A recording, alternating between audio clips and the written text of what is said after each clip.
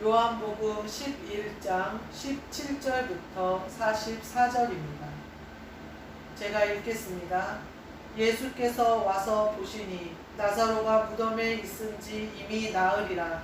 베다니는 에루살렘에서 가깝기가 한 오리쯤 되매 많은 유대인이 마르다와 마리아에게 그 오라비의 일로 위문하러 왔더니 마르다는 예수께서 오신다는 말을 듣고 곧 나가 맞이하되 마리아는 집에 앉았더라.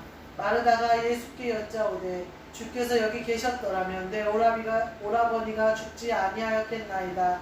그러나 나는 이제라도 주께서 무엇이든지 하나님께 구하시는 것을 하나님이 주실 줄을 아나이다. 예수께서 이르시되 내 오라비가 다시 살아나리라. 마르다가 이르되 마지막 날 부활 때에는 다시 살아날 줄을 내가 아나이다. 예수께서 이르시되 나는 부활이요 생명이니 나를 믿는 자는 죽어도 살겠고 무릇 살아서 나를 믿는 자는 영원히 죽지 아니하리니 이것을 내가 믿느냐. 이르되 주여 그러하외다. 주는 그리스도시요 세상에 오시는 하나님의 아들이신 줄 내가 믿나이다.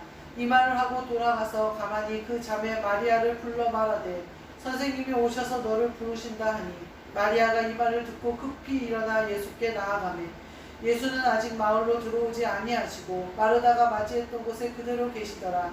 마리아와 함께 집에 있어 위문하던 유대인들은 그가 급히 일어나 나가는 것을 보고 곡하러 무덤에 가는 줄로 생각하고 따라가더니 마리아가 예수 계신 곳에 가서 배웠고 그 발 앞에 엎드려 이르되 주께서 여기 계셨더라면 내 오라버니가 죽지 아니하였겠나이다 하더라. 예수께서 그가 우는 것과 또 함께 온 유대인들이 우는 것을 보시고 심령의 비통이 여기시고 불쌍히 여기사 이르시되 그를 어디 두었느냐. 이르되 주여 와서 보옵소서 하니 예수께서 눈물을 흘리시더라. 이에 유대인들이 말하되 보라 그를 얼마나 사랑하셨는가 하며 그중 어떤 이는 말하되 맹인의 눈을 뜨게 한 이 사람이 그 사람은 죽지 않게 할 수 없었더냐 하더라. 이에 예수께서 다시 속으로 비통히 여기시며 무덤에 가시니 무덤이 굴이라 돌로 막았거늘 예수께서 이르시되 돌을 옮겨 놓으라 하시니 그 죽은 자의 누이 마르다가 이르되 주여 죽은 지가 나흘이 되었음에 벌써 냄새가 나나이다. 예수께서 이르시되 내 말이 내가 믿으면 하나님의 영광을 보리라 하지 아니하였느냐 하시니 돌을 옮겨 놓으니 예수께서 눈을 들어 우러러 보시고 이르시되 아버지여 내 말을 들으신 것을 감사하나이다. 항상 내 말을 들으시는 줄을 내가 알았나이다. 그러나 이 말씀 하옵는 것은 둘러선 무리를 위함이니 곧 아버지께서 나를 보내신 것은 그들로 믿게 하려 함이니이다. 이 말씀을 하시고 큰 소리로 나사로야 나오라 부르시니 죽은 자가 수족을 베러 동인 채로 나오는데 그 얼굴은 수건에 쌓였더라. 예수께서 이르시되 풀어놓아 다니게 하라 하시니라. 아멘. 오늘 말씀은 나는 부활이요 생명이니 라는 말씀으로 함께 은혜를 나누고자 합니다. 오늘 본문 말씀은 나사로를 살리시는 예수님의 모습이에요. 예수님이 지금 나사로를 살리신 이유를 이 요한복음 11장 앞절 부분에 보면 이유가 나와요. 제자들이 나사로 예수님이 다시 나사로 때문에 돌아가자고 하니까 제자들이 위험하니까 가지 맙시다 그래요. 근데 예수님이 나사로가 잠들었다 그렇게 표현을 하셔요. 그랬더니 제자들이 잠들었으면 낫겠나이다 그래요. 그러니까 예수님이 정확히 얘기해 주세요. 죽었다. 그런데 이것은 너희에게 영광을 보여주시려는 하나님의 계획이다 이렇게 말씀하시면서 다시 베다니로 돌아가서 나사로를 살리시는 장면이에요. 지금 여기 오늘 본문 말씀에 나오는 사람들이 나사로가 있고 또 마르다가 있고 마리아가 있어요. 예수님은 계속해서 뭘 설명하시냐면 부활이요 생명에 대해서 계속 설명을 하고 계신 거예요. 그리고 나사로를 그 전에 가셔서 병든 자를 낫게 하시는 것이 아니라 하나님의 영광을 드러내게 하시는 그 일을 위하여 기다리셨다가 오셔서 죽은 자가 살아나는 것을 많은 사람들에게 보게 해 주세요. 그래서 예수님이 뭐라고 하시냐면 나를 믿는 자는 죽어도 살겠고 살아서 나를 믿는 자는 영원히 죽지 아니하리라. 이 복음의 말씀을 예수님이 무엇으로 보여주시냐면 행함으로 지금 내 눈앞에 드러나는 일로 보여주고 계신 거예요. 이것은 예수님이 예수 그리스도로 이 땅에서 계실 때도 있었던 일이요, 지금 우리 안에서도 일어나는 일이에요. 앞으로도 예수님의 부활과 생명의 말씀이 전해지는 곳에서마다 일어날 일들이에요. 우리에게는 나사로같이 다 죽어있는 무덤 속에 들어가 있는 그러한 영혼들을 만나게 되고, 그러한 영혼들이 깨어나는 것을 믿음으로, 내가 깨어났던 것을 우리가 경험한 그대로 깨어날 것을 믿음으로 예수 그리스도가 하시는 그 일을 해야 된다는 거죠. 오늘 마르다가 예수님이 오니까 가서 맞이해요. 그러면서 예수님이 여기 계셨으면 내 오라버니가 죽지 않았겠나이다 이렇게 얘기해요. 그러니까 예수님이 뭐라고 하시냐면 네 오라버니가 다시 살아나리라 이렇게 선포해 주세요. 그러니까 마르다가 뭐라고 해요? 마지막 날 부활 때에는 살아날 줄 내가 믿나이다 이렇게. 마지막 날이다 라는 말은 해요. 요한복음 6장에 보면요, 마지막 날에 내가 다시 살리라는 말씀으로 예수님이 설교하시는 그 부분이 나와요. 어떤 부분이냐면 오병이어의 기적으로 예수님께서 많은 사람을 먹이셨어요. 그러니까 수많은 군중들이 예수님께 모여들어요. 그래서 사람이 밟힐 만큼 되었더라 이렇게 얘기해요. 거기서 예수님이 무엇을 말씀하시냐면 생명의 떡인 나를 먹고 내 피를 마시는 자가 영생을 얻는다라는 말씀으로 복음을 선포하세요. 그러니까 사람들이 다 떠나가요. 제자들도 뭐라고 그러냐면 이 말씀은 어렵도다. 이 말씀을 누가 이해할 수 있을까? 이렇게 토론을 한단 말이에요. 그러니까 예수님이 나중에 뭐라고 그러냐면 너희들도 가려느냐? 이렇게 물어요. 그러니까 제자들이 진리의 말씀이 여기 있어도 우리가 어딜 가겠습니까? 이렇게 얘기해요. 이 믿음의 고백으로 남은 사람들은 12명이었어요. 그 예수님이 본인의 살을 먹고 본인의 피를 마셔야 된다는 것은 어떤 말씀이셨냐면 내가 너와 더불어 먹고 너가 나와 더불어 사는 것. 그러니까 그리스도가 내 안에 오셔서 예수 그리스도께서 십자가를 지시고 돌아가시고 부활 승천하셔서 하늘나라 하나님 아버지 우편에 앉아 계시다가 성령으로 우리에게 오시는 그 모든 과정이 믿어지는 사람, 생명이 우리 안에 오는 것을 믿는 사람. 그래서 말씀의 양식을 먹는 사람을 말씀하신 거거든요. 근데 그 말씀을 받는 사람이 많지 않아서 다 떠나가는 것을 볼 수가 있어요. 마르다도 그러는 거예요. 그러면서 예수님이 계속해서 그 6절 말씀이 뭐라고 그러냐면 마지막 날에 내가 다시 살리리라 이렇게 설명을 계속 하고 계세요. 지금 마르다가 그 얘기를 하는 거예요. 마지막 날에는 부활 때에 내 오라버니가 살아날 줄 내가 믿습니다. 6절 말씀에서 예수님의 부활의 말씀을 계속 전파하신 것은 무엇이냐면 그 말씀과 그 예수 그리스도의 살과 피를 먹는 자만이 영생이 그 안에 있다는 거예요. 다시 살아날 수 있는 힘이 있다는 거예요. 그러니까 예수 그리스도를 믿지 않고서는 다시 살아날 수 없다는 것을 복음으로 전파하셨어요. 마르다도 이 복음의 말씀을 믿었어요. 그래서 마르다가 고백하는 거예요. 마지막 날에 부활 때는 내 오라버니가 살아날 줄 믿습니다. 내 오라버니는 예수 그리스도를 믿었으니까요 라고 얘기해요. 근데 예수님이 오늘 뭐라고 선포하시냐면요, 내 말을 믿는 자는 죽지 않겠고 죽어도 살겠고 이렇게 얘기하는 거예요. 죽어도 살겠고 이렇게. 내 말을 믿는 자. 그리고 살아서 믿는 자는 영원히 죽지 아니하리라 이렇게 얘기해요. 그러면서 마르다에게 한 번 더 물어보세요. 이것을 네가 믿느냐 이렇게. 그러니까 뭐라고 하냐면요, 마르다가 거기서 고백해요. 주는 그리스도시요 세상 오신 하나님의 아들이신 줄 내가 믿나이다. 그리고 나서는 이제 마리아를 부르러 가는 장면이 나와요. 예수님은 이제 예수님의 부활 이후에 성령을 받고 영원히 구원받는 복음을 전하신 그보다 더 업그레이드 되어 있는 복음을 전하신 거예요. 이 땅에서 죽어서 무덤에 들어간 자에게 다시 생명이 있어서 살게 하시는 것을 말하는 거예요. 그것은 예수 그리스도가 하늘을 우러서 기도하셨을 때 하나님 아버지 아버지가 역사하시는 것을 말씀하시는 건데 죽어도 살겠고를 말씀하시는 거예요. 또 성경에 어떤 말씀이냐면 죽을 몸도 살리시리라 이렇게 말씀하시거든요. 우리에게는 더 큰 믿음과 더 큰 능력이 우리 안에 있음을 알아야 된다는 거예요. 그래서 예수님이 오늘 이 말씀을 하시고 이 복음을 전하시는 거예요. 유대인들 앞에서 눈에 보이게 전하시는 거예요. 우리가 경험한 것을 믿는 것은 되게 쉬워요. 뭐 이제 예를 들면 인간관계에서도 그렇고 내 자신의 인생에서도 그렇습니다. 내가 어떤 일에 성공한 경험이 있는 사람은요 두려워하지 않고 또 도전하고 또 도전을 해요. 그래서 가끔 실패할지라도 한 번의 성공의 경험이 너무나 크기 때문에 그 경험으로 우리가 산단 말이에요. 예전에 아들이 축구를 막 하는데 제가 그 축구를 가끔 이제 가서 봐야 되는 경우가 있어서 이렇게 보는데 제가 생각하기에 너무 에너지 소모가 많은 거예요. 막 뛰고 막 45분 그때는 학생들이었으니까 45분씩 안 뛰고 뭐 20분씩 뛰더라도 막 공을 쫓아서 아주 열심히 뛰어요.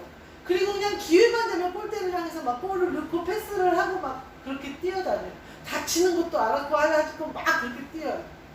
근데요 골이 딱 터지잖아요. 그러면 난리가 나는 거예요. 그동안 뛰었던 거, 애쓴 거, 그동안 거기서 아팠던 거, 다쳤던 거, 이거는 아무것도 아닌 일이 돼버리는 거예요. 애들이 서로 막 발짝발짝 뛰고 막 둥글고 난리예요. 한 골을 넣기 때문에. 그게 처음 딱 쐈는데 바로 들어가는 골은 거의 없어요. 그런 골도 있지만 대부분은 몇 번 계속 골대를 향해서 계속 다리다가 그 경기 중에 한두 골 나올까 말까 한 골을 넣는 거예요. 제가 아들에게 물어봤어요. 그때 중학생이었는데 아니 새벽에 1시간씩 일찍 학교를 가야 되고 근데 그 축구가 그렇게 좋냐 그렇게 물어봤어요. 그랬더니 뭐라고 하냐면요. 엄마 그 골이 딱 들어갔을 때 그 순간의 그 기쁨은 말로 표현할 수가 없다는 거예요. 그래서 자기가 학교 일찍 가는 것도 괜찮고 노력하는 것도 괜찮고 막 뛰는 것도 괜찮고 땀 냄새 펄펄 나면서 그렇게 다니는 것도 괜찮다는 거예요. 이 땅에서 골대에 골 하나 들어가서 축구 경기에서 골 하나 넣는 게 그렇게 기쁘다는데 우리가 하나님의 말씀을 듣고 그 말씀이 나에게 깨달아졌을 때 그 기쁨 그것 때문에 신앙생활 하는 게 아니다. 요한복음 1장에 보면요 태초에 말씀이 계시니라 이렇게 나오거든요. 그 말씀이 계속 하나님과 같이 계셨고 그 말씀이 빛이다 이런 말씀이 나와요. 1절부터 5절에 나오는데 그 말씀에 보면 말씀이 곧 하나님이시다 이렇게 나온단 말이에요. 이 말씀이 나에게 오셨다는 것이 바로 하나님이 내 안에 오셨다는 거예요. 말씀이 내 안에 오셨다는 것이 예수 그리스도께서 내 안에 말씀으로 오셨다는 거예요. 오늘 이 말씀이 나에게 오시잖아요. 그 죽은 나사로가 살아났던 것처럼 내가 죽어 있을지라도 살아나는 거예요. 그런데 여기에는 반드시 마르다가 고백한 믿음의 고백이 있어야 돼요. 예수님이 뭐라고 하냐면 나는 부활이요 생명이니 죽어도 살겠고 살아서 나를 믿는 자는 영원히 죽지 아니하리라. 이것을 네가 믿느냐 이랬을 때 마리아가 죽어도 살겠고를 믿으려면 뭘 믿어야 돼요? 그리스도를 믿어야 돼요. 예수께서 그리스도이신 것을 믿어야 돼요. 그리스도만이 죽은 자를 살릴 수 있거든요. 그러니까 마르다가 그렇게 고백하는 거예요. 그리스도라신 거 하나님으로부터 오신 분이신 줄 내가 믿나이다. 그러니까 예수님이 나사로를 일으켜 살리실 수 있습니다. 우리의 죽은 영혼이 살아나려면 예수님은요 죽었다고 표현하시지 않고요 잠들었다.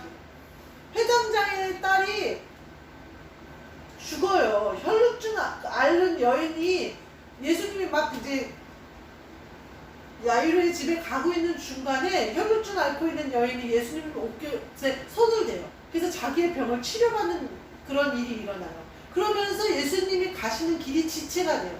그래서 딸이 죽었다라는 소식을 듣게 돼요. 그러니까 예수님이 뭐라고 그러냐면 믿기만 해라 이렇게 하시면서 집에 가요. 그러니까 사람들이 막 이제 죽어서 곡하고 그러니까 예수님이 이 아이가 죽은 게 아니라 잔다 그러니까 사람들이 비웃더라 이렇게. 예수님은 잔다라고 표현을 하세요. 그 우리의 영혼이 죽었을지라도 우리가 죽었을지라도 예수님 눈에는 뭐예요? 잔다라는 거. 자는 건 뭐예요? 언제든지 깨우면 일어난다. 예수님이 뭘로 우리를 깨우실까? 우리에게 다시 생명으로 무엇을 공급하실까? 말씀으로 우리 안에 오시는 거예요. 그리고 우리는 그 말씀을 믿음으로 살아가는 거예요. 그래서 오늘 말씀에 이 말씀이 내 안에 오면요, 영의 양식으로 오면요, 그 말씀 한 구절이 나를 살려요. 내 영에 나를 솟게 해요. 영이 말씀을 먹어서 나를 솟게 되면요, 그 말씀이 나의 모든 것을 지배하셔요. 내 생각도, 내 마음도, 내 육신도 지배하셔요. 저는 그 말씀이 열리기를 굉장히 사모해요. 근데 어느 날은 여러 말씀이 한꺼번에 확 열리는 날이 있고, 어느 날은 아무리 찾아도 열리지 않는 날이 있어요. 그것은 왜 그럴까요? 내가 말씀을 막 열심히 읽고 막 찾고 노력하는데 어느 날은 안 열리고요. 어느 날은 기도 중에 말씀이 떠오르면서 열리기도 하고 자연스럽게 환경 가운데 열리기도 하고.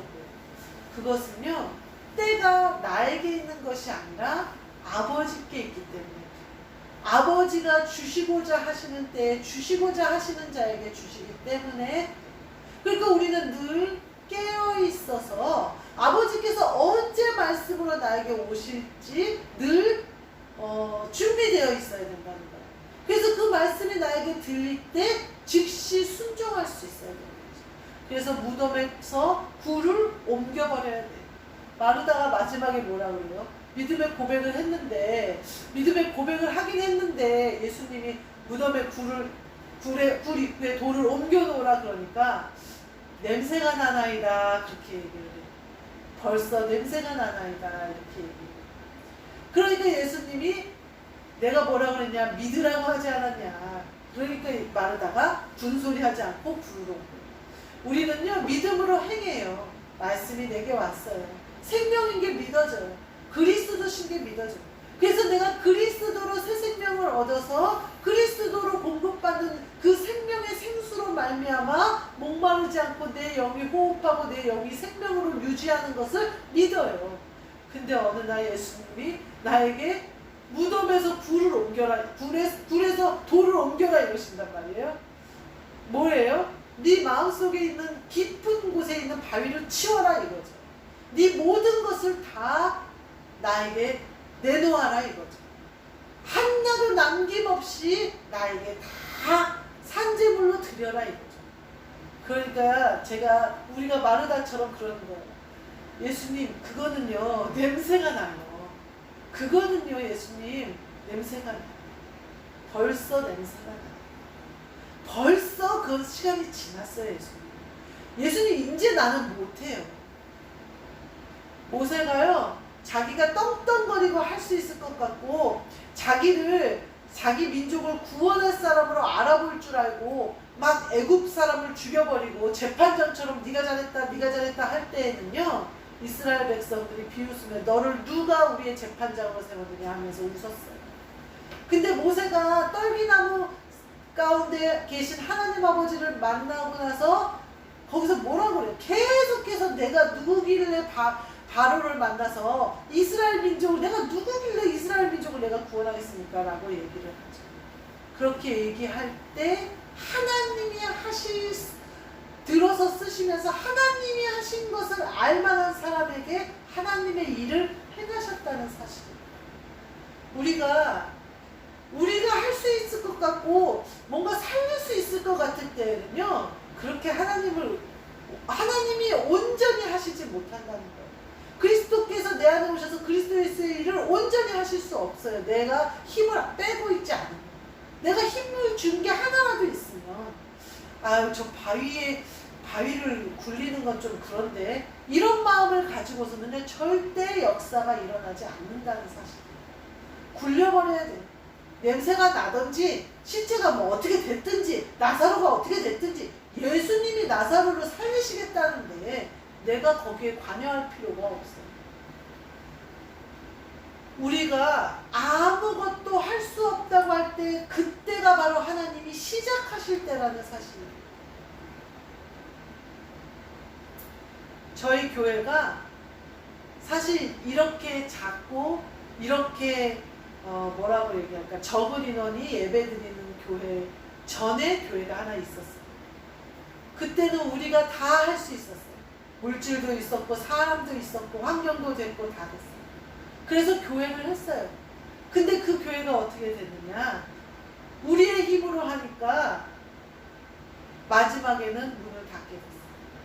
그리고 이 교회는 우리가 아무것도 할 수 없다고 이제는 평신도로 돌아가겠다고 목회하지 않겠다고 손을 다 들었을 때부터 예비하신 대로 시작된 교회. 우리가 하는 것은 하나도 없고 오직 하나님이 그리스도를 우리 안에 보내사 그리스도 예수의 일을 하게 하시면서 교회가 세워지고 있어요. 우리는 이 교회를 통해서 하나님이 무슨 일을 어떻게 하시는지 알 수 없어요. 다만 말씀으로 오시는 그 말씀을 그날 아멘으로 받아서 행하는 것뿐이에요. 예수님이 이 땅에서 하나님 아버지가 하시라고 하신 일을 다 하셨던 것처럼 우리도 오류 없이 실수 없이 망설임 없이 그 일을 하기를 간절히 원해요. 그것 때문에 이렇게 예배드리는 거고 그것 때문에 우리가 기도하는 거예요. 제가 밴드 라이브 방송을 시작하면서 또 유튜브에 제 설교를 올리면서 설교가 굉장히 힘이 들어간 느낌이 들어요. 이 힘을 빼야 되는데 힘 빼고 되게 편하게 말씀을 증거하고 했던 그거보다 힘이 좀 들어간 것 같다라는 생각이 들어요.